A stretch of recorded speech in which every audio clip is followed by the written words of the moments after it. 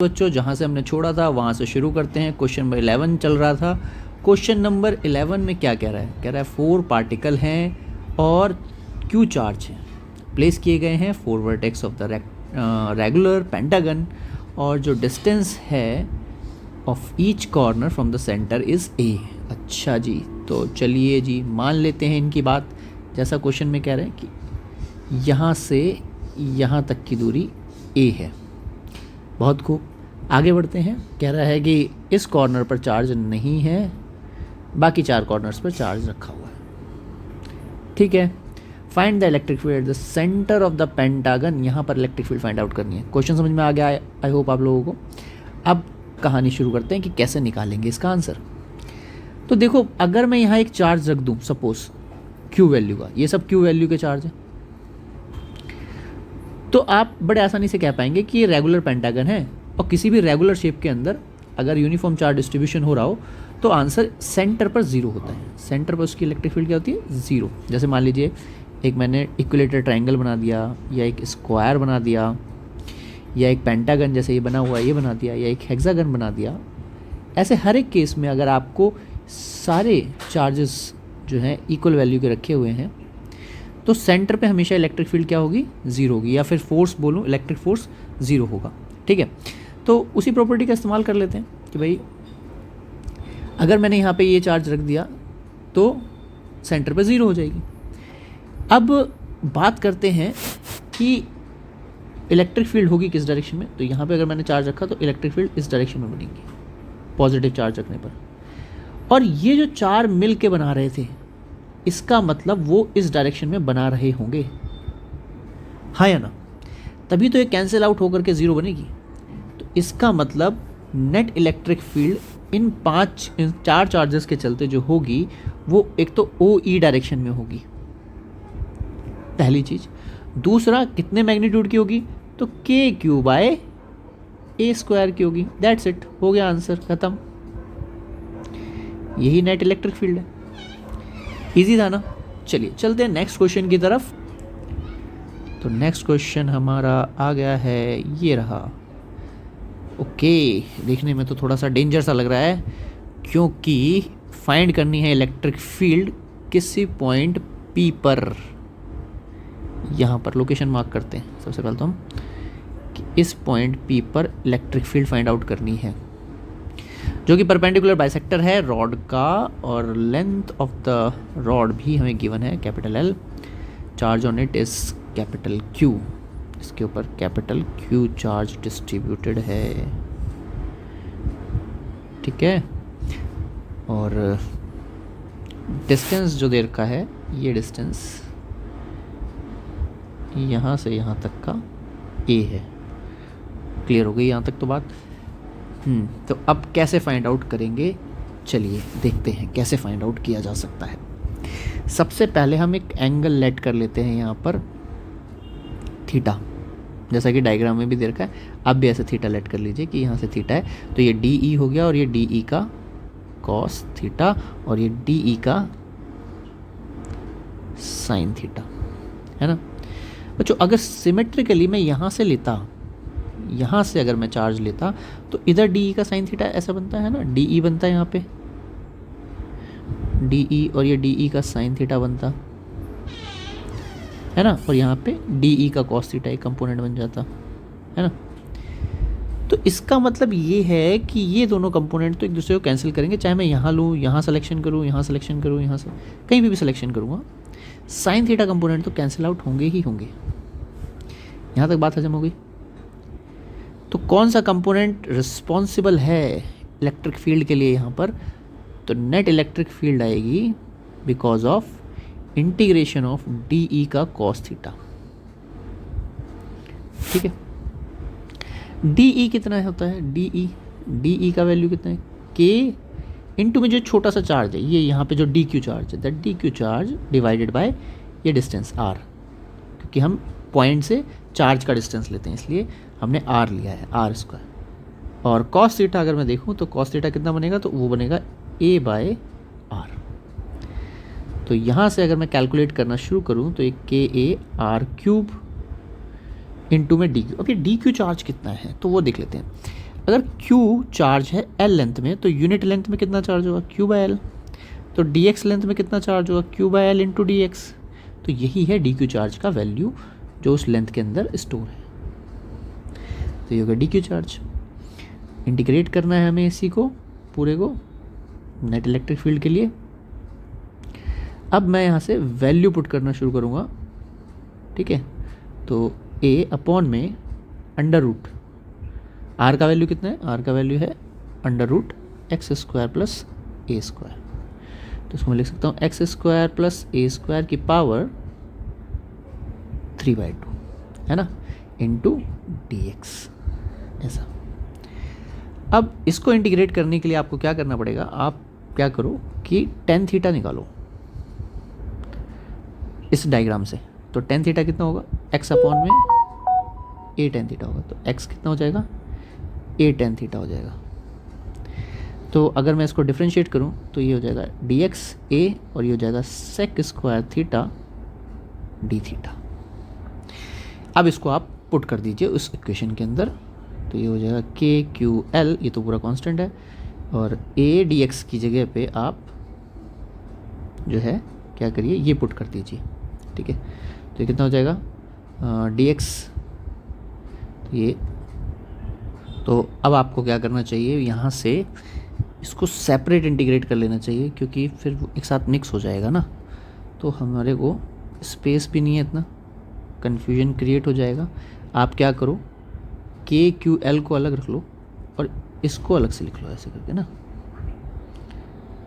ए square की power 3/2 ऐसे करके आप लिख लो।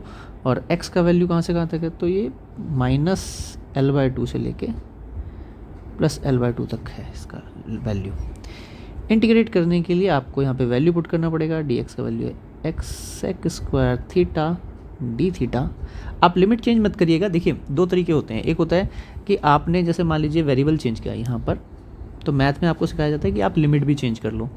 आप लिमिट मत चेंज करना, आप क्या करना, पहले इंटीग्रेट करना, इंटीग्रेट करके जो सॉल्यूशन आएगा उसमें जो आपने लेट किया था उस वैल्यू को पुट कर देना, तो आपकी लिमिट वापस से वही वैलिड हो जाएंगी जो पहले वाली लिमिट थी, ठीक है। तो इसमें कोई कन्फ्यूजन नहीं होनी चाहिए आपको। अब यहाँ पर हमें पुट करना है x की जगह पे, तो x की जगह हो जाएगा A square tan square theta plus A square की पावर 3/2। अब आप इसमें से ए स्क्वायर अगर कॉमन ले लेते हैं तो स्क्वायर से एक 1/2 वाला 2 कैंसिल हो जाएगा और बाहर आ जाएगा ए का क्यूब, ये बच जाएगा sec square theta d theta divided by 1 plus tan square theta की पावर 3/2। इसको अगर आप कैंसिल आउट कर दें तो ये बन जाएगा sec square theta d theta upon में ए स्क्वायर, और इसको आप लिख सकते हो सेक स्क्वायर थीटा और फिर उसके 2 से एक 2 कैंसिल हो जाएगा तो सेक क्यूब थीटा बन जाएगा। इस पूरे से ये कैंसिल आउट हो जाएगा, रह जाएगा cos theta d theta upon में ए स्क्वायर। अब आप इसको इंटीग्रेट करते हैं तो इसका इंटीग्रेशन होता है साइन थीटा, ठीक है, अपॉन में ए स्क्वायर, क्योंकि ए तो स्क्वायर कांस्टेंट था। साइन थीटा आपके अकॉर्डिंग यहाँ से, अब देखिए एंगल आपको गिवन है, साइन थीटा क्या होना चाहिए, तो वो होना चाहिए एक्स अपॉन में under root X square upon में ए स्क्वायर। तो एक्स अपॉन में अंडर रूट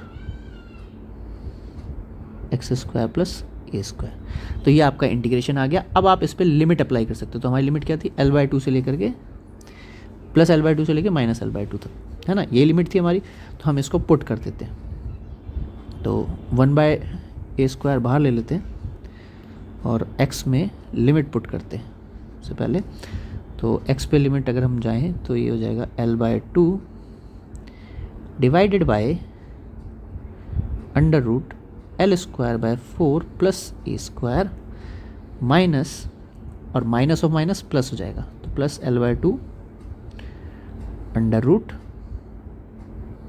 L²/4 a²। इसको आप ऐड कर लीजिए तो ये हो जाएगा a² इंटू में 2 टाइम्स, तो L/2 और ये 2 कैंसिल आउट हो जाएगा, यहाँ पे केवल L रह जाएगा। तो L डिवाइडेड बाई कितना हो जाएगा L² प्लस 4a², और ये रूट 4 जो बचेगा वो ऊपर जाके 2 बन जाएगा। तो ये फाइनल इंटीग्रेशन हमारा रिजल्ट आ गया। अब हम इसको अपने इक्वेशन में पुट कर देते हैं। जो हमारी इक्वेशन थी ना यहाँ पर, ये वाली के, ये वाला जो पोर्शन है, तो हमने के क्यू ए एल, ये वाला जो पोर्शन है, इससे मल्टीप्लाई कर देना है पूरी इक्वेशन को। तो के क्यू ए अपॉन एल से मल्टीप्लाई करते ही एक ये कैंसिल आउट हो जाएगा, एक ये कैंसिल आउट हो जाएगा। Answer will be 2kq upon a under root L square plus 4a²। ये रिजल्ट होना चाहिए कहीं ना कहीं। बिल्कुल करेक्ट रिजल्ट है, बिल्कुल करेक्ट रिजल्ट है। अगर आप इसको 4πε0 की टर्म में लिखना चाहते हैं तो ये कुछ इस तरीके का नज़र आएगा आपको, q अपॉन में 2πε0, क्योंकि 2 से एक 2 कैंसिल हो जाए, एक 4 कैंसिल हो जाएगा, तो ये रह जाएगा। क्लियर? तो बड़े आसानी से हमने इसको सॉल्व कर दिया। आई होप आपको ये सॉल्यूशन समझ में आया होगा, ठीक है। और थोड़ा सा लेंदी था क्वेश्चन, नो डाउट क्वेश्चन थोड़ा सा लेंदी था, बट पेशेंसफुली अगर आप करेंगे तो हमेशा आपका आंसर करेक्ट आएगा। चलिए चलते हैं नेक्स्ट क्वेश्चन की तरफ, क्वेश्चन नंबर 13 की तरफ। क्वेश्चन 13 क्या कहता है देखते हैं। तो क्वेश्चन में कह रहा है कि एक यूनिफॉर्म इलेक्ट्रिक फील्ड है, ठीक है, जो कि इस तरीके से सेटअप की गई है डायग्राम के अंदर। एक चार्ज पार्टिकल को थ्रो किया गया है। पार्टिकल कौन सा है, इलेक्ट्रॉन है, प्रोटॉन है, वो देख लेंगे। तो इलेक्ट्रॉन को प्रोजेक्ट किया गया है, ठीक है। और लेंथ जो है प्लेट की आपको गिवन है। देखो क्वेश्चन में यहाँ पर देखिए, ये आपको length of the plate given है, तो और यहाँ से इसको प्रोजेक्ट किया है एक इलेक्ट्रॉन को। जाहिर सी बात है ये अट्रैक्शन फील करेगा, अट्रैक्शन फील करता हुआ इस तरीके से बाहर निकलेगा। कह रहा है बाहर जब निकलेगा तो थीटा एंगल से निकलेगा। फाइंड द एंगल, इसी थीटा एंगल को फाइंड आउट करना है। तो ये एक प्रोजेक्टाइल का सिंपल क्वेश्चन है। आपको क्या करना है, सबसे पहले इनिशियल वेलोसिटी लिख लेनी है, that is v0। Y direction की इनिशियल वेलोसिटी लिख लेनी है 0, एक्सेलरेशन 0 एक्स डायरेक्शन में, और वाई डायरेक्शन की एक्सेलरेशन लिख लेनी है e/m। That's it. यहाँ तक आपको काम करना है। इसके बाद आपने क्या करना है, फाइनल वेलोसिटी निकालनी है कि कितनी है दोनों डायरेक्शंस में, और tan थीटा होता है vy अपॉन में vx, और आपका आंसर तैयार। इसको निकालने के लिए आपको क्या करना पड़ेगा, इसको निकालने के लिए आपको ये करना पड़ेगा कि सबसे पहले आप टाइम निकाल लीजिए, क्योंकि हम जो इक्वेशन लगाने वाले हैं that is uy plus ay/t, और यहाँ पर नीचे लगाने वाले हैं ux प्लस axt। तो ay हमें पता है, uy भी हमें पता है, uy 0 है, ay का वैल्यू e/m इंटू टी है। अब प्रॉब्लम ये है कि t हमें नहीं पता है, पर हमें यहाँ पर एक चीज़ पता है, दैट इज़ कि उसने डिस्टेंस कितना ट्रैवल किया है। तो x डायरेक्शन में उसने कोई एक्सेलरेशन नहीं, x डायरेक्शन में, तो x डायरेक्शन में उसकी वेलोसिटी जो होगी वो कांस्टेंट है, यूनिफॉर्म वेलोसिटी है। तो यूनिफॉर्म वेलोसिटी से जो डिस्टेंस कवर किया जाता है, डिस्टेंस अपॉन में time is equals to v0। तो इसका मतलब time is equals to length upon में v0 आ गया। सिंपल है, हमें पता चल गया कितना टाइम लगेगा, क्योंकि एक्सेलरेट तो कर नहीं रहा, तो हम सिंपली लेंथ को वेलोसिटी से डिवाइड करेंगे, हमें टाइम मिल जाएगा। तो यहाँ पर अब हम टाइम को सब्सटीट्यूट कर देंगे। तो टाइम कितना है, टाइम है L/v0। तो यहाँ से हमें vy मिल गया, तो ये है e/m L/v0, और x डायरेक्शन में तो कोई एक्सेलरेशन ही नहीं है, तो इसका मतलब वही वेलोसिटी रहेगी v0। तो answer is tan theta tan inverse EEL m/v0 का स्क्वायर। दैट्स इट, सिंपल एकदम। आई होप आपको समझ में आया होगा ये क्वेश्चन कैसे सॉल्व किया है, और बड़ा ही आसानी से हमने इसको टैकल कर लिया। सिंपल प्रोजेक्टाइल का क्वेश्चन था। जब भी आपको कभी ऐसे कोई प्रोजेक्टाइल का क्वेश्चन मिले, आप सबसे पहले ये डाटा कलेक्ट किया करें, तो आपको बड़ी आसानी होगी क्वेश्चन को सॉल्व करने में। चलिए चलते हैं नेक्स्ट क्वेश्चन की तरफ। हमारे नेक्स्ट क्वेश्चन क्या कह रहा है वो देख। चलिए, इन a circuit 10 coulomb of charge is passed through the battery in a given time. The plate of the battery are maintained at a potential difference of 20 volt. How much work is done by the battery? इससे easy क्या हो सकता है, ये तो सबसे simple question है। Work done is nothing but QV, ठीक है, potential difference Q delta V, तो 10 इंटू में 12, आंसर आ गया 120 जूल। That's it. चलिए नेक्स्ट क्वेश्चन की तरफ चलते हैं। इसमें तो कोई मज़ा नहीं आया क्वेश्चन में, ऐसा नहीं आसान क्वेश्चन नहीं आते, कभी भी आसान क्वेश्चन भी पूछे जाते हैं भाई। चलिए नेक्स्ट क्वेश्चन ये है कि चार्ज 2 × 10⁻⁶ है, एक पर दूसरे पर है 1 × 10⁻⁶, प्लेस किए गए हैं कॉर्नर ऑफ द स्क्वायर, जिसका साइड डायग्राम गिवन है। तो डायग्राम पे चलते हैं सीधा। ये डायग्राम है हमारा 5 सेंटीमीटर, Q1 Q2 चार्जेस की वैल्यू है, ठीक है। How much work will be done against the electric field in the moving of charge of 1 microcoulomb from C to D। Okay, अगर आपको क्वेश्चन में ये कह रहा है कि मान लीजिए आपको C से D की तरफ कोई चार्ज ले जाना है, ऐसा सॉरी उल्टा कर दिया एरो, यहाँ से C से D की तरफ आप जा रहे हैं, ठीक है। और इसका वैल्यू है 2 × 10⁻⁶, इसका वैल्यू है 10⁻⁶, और ये जो आपका चार्ज है इसका वैल्यू भी है 10⁻⁶, ठीक है। तो कितना आपको, how much work will be done against the electric field, कितना वर्क करना पड़ेगा। तो आपने सिंपली एक काम करना है, देखो जब भी आपसे वर्डन पूछे ना कोई कि कितना वर्क करना पड़ेगा इधर से उधर ले जाने के लिए, तो आप क्या करो, चेंज इन पोटेंशियल एनर्जी निकाल लो। चेंज इन पोटेंशियल एनर्जी आपको वर्डन बता देगा, ठीक है, कि कितना एक्सटर्नल वर्क करना पड़ेगा। वो इलेक्ट्रिकल वर्क के नेगेटिव होता है, एक्सटर्नल वर्क के हमेशा पॉजिटिव ही होता है चेंज इन पोटेंशियल एनर्जी। तो आप सबसे पहले इनिशियल पोटेंशियल एनर्जी निकालो। इनिशियल कैसे निकलेगी, आप पहले इसे इस पोजीशन पे रोको, ये आपकी फर्स्ट इनिशियल पोजीशन है, यहाँ पे रोको इसे, और रोक के देखो कि इसकी पोटेंशियल एनर्जी कितनी है। तो आप देखोगे कि भाई इसकी पोटेंशियल एनर्जी, भाई यहाँ से यहाँ तक की दूरी है, तो ये K Q × Q which is Q², क्योंकि दोनों सेम है। इसको मैं Q लिख लेता हूँ और इसको मैं 2Q लिख लेता हूँ, थोड़ा जल्दी सॉल्व हो जाएगा। तो Q² अपॉन में साइड A, ठीक है। साइड की वैल्यू भी बाद में हम पुट कर देंगे।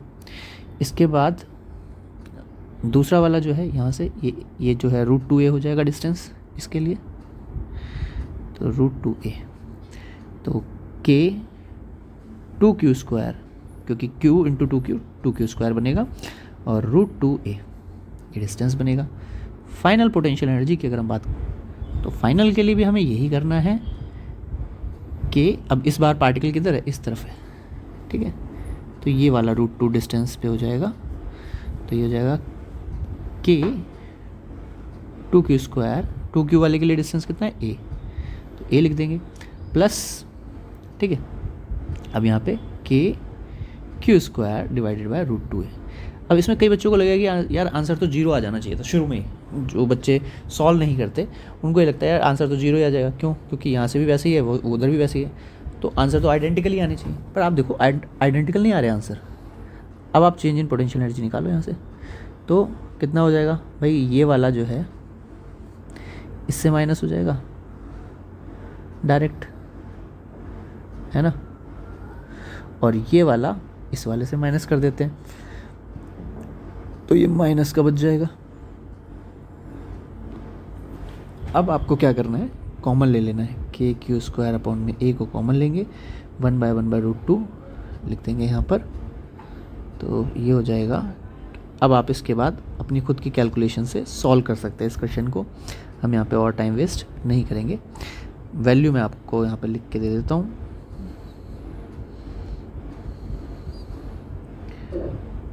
5 सेंटीमीटर था तो इसलिए -2 पे मल्टीप्लाई करेंगे, इस बात का ध्यान रखेंगे, ठीक। दैट्स इट, मेरी तरफ से इतना बहुत है। अभी आप खुद से सॉल्व करिए, इसके आगे आपका आंसर करेक्ट आएगा, आई एम श्योर। चलिए इसके बाद भी कुछ पार्ट है क्या इसके अंदर कोई, हाउ मच वर्क, बस ये है कितना वर्क लगेगा, सॉल्व करेंगे तो आपका आंसर बिल्कुल वैसा ही आएगा जो लिखा हुआ है। चलिए नेक्स्ट क्वेश्चन, क्वेश्चन नंबर 16 क्या कह रहा है। क्वेश्चन नंबर 16 में देखो इंटरेस्टिंग क्वेश्चन है। क्यों इंटरेस्टिंग है, क्योंकि वेरिएबल इलेक्ट्रिक फील्ड है, आप पहली बार वेरिएबल इलेक्ट्रिक फील्ड का क्वेश्चन करने वाले हैं। Electric field in the region आपको गिवन है आई कैप में, right the suitable SI unit for A के लिए क्या SI यूनिट होगी, तो सिंपल है, अगर आप इसकी SI यूनिट डिफाइन करना चाहते हैं तो ये होता है न्यूटन पर कूलम A, और x क्या है, x अगर डिस्टेंस है तो इसका हो गया मीटर का क्यूब, तो A is nothing but newton metre cube पर कूलम। इसमें तो कोई बड़ा टास्क था नहीं, आगे वाले देखते हैं। Write the expression for the potential in the region assuming that the potential at the infinity is 0। ठीक है, तो हमें क्या करना है, हमें फॉर्मूला लिखना है। फॉर्मूला क्या है हमारा, minus E dot D R, और ये किस में चल रहा है, केवल एक्स में चल रहा है, तो हम यहाँ पे डी एक्स ले लेंगे डायरेक्ट, और ज़ीरो से लेकर, सॉरी ज़ीरो से नहीं, हमें कहाँ तक जाना है, at a point to be infinity, तो हमें इन्फिनिटी से किसी पॉइंट एक्स तक के लिए चाहिए, ठीक है। एज्यूम करना है कि आपको इन्फिनिटी से आप लेके आ रहे हो एक्स पॉइंट पे, ठीक है, तो वहाँ तक के लिए आपको वैल्यू चाहिए, तो लिमिट पुट कर देते हैं, और यहाँ पे फंक्शन को भी पुट कर देते हैं। फंक्शन है हमारा a by x cube d x. तो अब आप इसका इंटीग्रेशन करेंगे, तो इंटीग्रेशन करेंगे तो कैसे होता है भाई इसका इंटीग्रेशन, -3 आगे आ जाएगा, है ना, ऐसे होता ना, x to the power n का डिफरेंस इंटीग्रेशन क्या होगा, x to the power n+1 divided by n+1, तो ये आगे आ जाएगा। अच्छा, डिवाइड में रखना था, ये तो मल्टीप्लाई में रख दिया, तो n+1, तो -3 + 1 -2, है ना, तो ये हो जाएगा -2, और x टू द पावर -2 यहाँ पे आ जाएगा। उसके बाद अगर आप इसे और फर्दर सॉल्व करते हैं, और माइनस का हम साइन पहले से ही ले चुके थे, तो माइनस माइनस प्लस हो जाएगा, ये आपका वैल्यू बन जाएगा। इसमें आप लिमिट पुट करते हैं अगर, तो वो तो इन्फिनिटी पे तो 0 हो जाएगा। Answer is 2x², a/2x²। Clear, तो इस तरीके से आप इसको सॉल्व कर सकते हैं। तो चलिए अब हम चलते हैं अपने नेक्स्ट क्वेश्चन पे। कह रहा है कि 3 चार्जेस हैं Q, 2Q, 8Q और 9 सेंटीमीटर लॉन्ग स्ट्रेट लाइन पर रखे गए। Find the position where the charges should be place such that the potential energy of the system is minimum. ठीक है, तो सबसे कम कहाँ पर होगी ये फाइंड आउट करना है, पहला पार्ट। तो सबसे पहली चीज़ कि अगर आपको मिनिमम पोटेंशियल एनर्जी पता करनी है, तो जो सबसे छोटा चार्ज है वो सेंटर पे रखना चाहिए। अगर आप कॉर्नर पे रखेंगे तो आपको मिनिमम वैल्यू नहीं मिलेगा, ठीक है, तो इसलिए हम इसको यहाँ प्लेस करेंगे, और ये x डिस्टेंस की दूरी है, यहाँ से ये 9 - x की दूरी है। क्लियर। अब आप क्या करिए, पोटेंशियल एनर्जी का फंक्शन बनाइए सबसे पहले। तो पोटेंशियल एनर्जी का फंक्शन क्या होगा, 2kq², अगर इन दोनों का पेयर देखें तो, डिवाइड बाय x, प्लस इन दोनों का पेयर देखें तो 8kq² अपॉन में 9 - x, और फिर इन दोनों का पेयर देखें तो 16kq² अपॉन 9। अब आपके पास फंक्शन आ चुका है। फंक्शन को आपको क्या करना पड़ेगा, डिफरेंशिएट करना पड़ेगा, क्योंकि आप मिनिमा जब ही निकाल सकते हो जब आप डिफरेंशिएट करके उसको 0 के इक्वल रखें, तो आपको वो पॉइंट मिल जाएगा जहाँ पे वैल्यू मिनिमम या मैक्सिमम होगी। पर क्योंकि ये पहले से ही कह रहे हैं क्वेश्चन में कि मिनिमम है, तो इसलिए हमें सिर्फ एक बार डिफरेंशिएट करना है और x का वैल्यू फाइंड आउट कर लेना है। तो इसका डिफरेंशिएशन कितना होगा, तो 2kq² तो कांस्टेंट है, इसका डिफरेंशिएशन आ जाएगा 1/x² प्लस 8kq², इसका डिफरेंशिएशन आ जाएगा -1/9 - x, और क्योंकि यहाँ पर चेन रूल भी लगेगा तो इसलिए माइनस का 1 एक और आप मल्टीप्लाई करेंगे तो ये प्लस का 1 हो जाएगा। इक्वल टू 0 रख दीजिए, इस पूरी वैल्यू को उस तरफ ले जाइए, तो 2kq² अपॉन में x must be equal to 8kq² upon में 9 - x, ये पूरा कैंसिल आउट हो जाएगा, 4 बच जाएगा, 9 - x टू 4x। अच्छा, यहाँ पे स्क्वायर भी है, तो ये स्क्वायर हमने जो मिस कर दिया है वो भी लिख लेंगे, square and square, so it will become 2x and it is 3x equal to 9, it means 3 centimetre. So answer will be 3 centimetre, ये आंसर आपका आ जाएगा। चेक करते हैं, आंसर इज़ 3 सेंटीमीटर, करेक्ट है। चलिए, आंसर तो 3 सेंटीमीटर है। कह रहा है इलेक्ट्रिक फील्ड अब फाइंड आउट करनी है कि उस पोजीशन पे कितनी होगी। तो भाई आप अगर वैल्यू डाल के भी निकालना चाहें तो भी आंसर जो है आपका आएगा 0, ठीक है। और अगर आप देखें कि यहाँ जहाँ हमने मिनिमम वैल्यू निकाली है, तो जहाँ पे पोटेंशियल एनर्जी मिनिमम होती है, ठीक है, वो स्टेबल इक्विलिब्रियम कंडीशन होती है ना। इक्विलिब्रियम कब इस्टेब्लिश होता है, जब नेट फोर्स 0 होता है, तो ऑटोमेटिकली भी आप कह सकते हो कि इलेक्ट्रिक फील्ड 0 होगी वहाँ पर, ठीक है। आपको वैल्यू डाल के भी चेक करोगे तब भी 0 आएगी, अदरवाइज आप ऐसे भी कंसेप्ट लगा करके आंसर कर सकते हैं, वैलिड है। चलिए चलते हैं क्वेश्चन नंबर 18 पर। क्वेश्चन नंबर 18 क्या कह रहा है, कह रहा है कि एक डायपोल है SCl, ठीक है, जिसका डायपोल मोमेंट आपको गिवन है। एज्यूम करना है 2 equal opposite charges on a dipole, what is the magnitude of the charges. ठीक है। ओके, तो उसका चार्ज का, एक चार्ज का मैग्नीट्यूड बताना है, डायपोल मोमेंट आपको क्लियर है, सेपरेशन आपको दे रखी है, तो ये तो सिंपल है, P is equals to Q into L, Q into L लिख देंगे, आंसर आ जाएगा। तो ये कितना है, ये है डायपोल हमारा 3.4 इंटू 10 की power minus 30 divided by length 10 की power minus 10, answer is 3.4 into 10 की पावर माइनस 20। एक प्लस में होगा, एक माइनस में होगा, दैट्स इट, बस ख़त्म। चलिए चलते हैं 19 नंबर क्वेश्चन पे। अच्छा क्वेश्चन है, ठीक है। क्वेश्चन देखते हैं क्या कह रहा है। अच्छा सा प्यारा सा डायग्राम बना हुआ है इस क्वेश्चन पे। तो इस क्वेश्चन में हमें क्या करना है वो देखते हैं। कह रहा है शो दैट, फिगर बना हुआ है आपके सामने, और electric dipole is found by the two particle fixed at the end of the light rod of length L। तो ये एक रॉड है, ठीक है, यहाँ पे मैं बना देता हूँ। ये एक रॉड है जो इनिशियली ऐसे रखी हुई थी, शुरुआती कंडीशन में ऐसे रखी थी, यहाँ एंगल थीटा फॉर्म कर रहा है, ठीक है। इसके ऊपर चार्ज है प्लस Q माइनस Q और मास दोनों का है M। The system is placed in such a way that the dipole is parallel to the uniform electric field, ठीक है। देन स्लाइटली रोटेट किया है इसको और रिलीज़ किया है।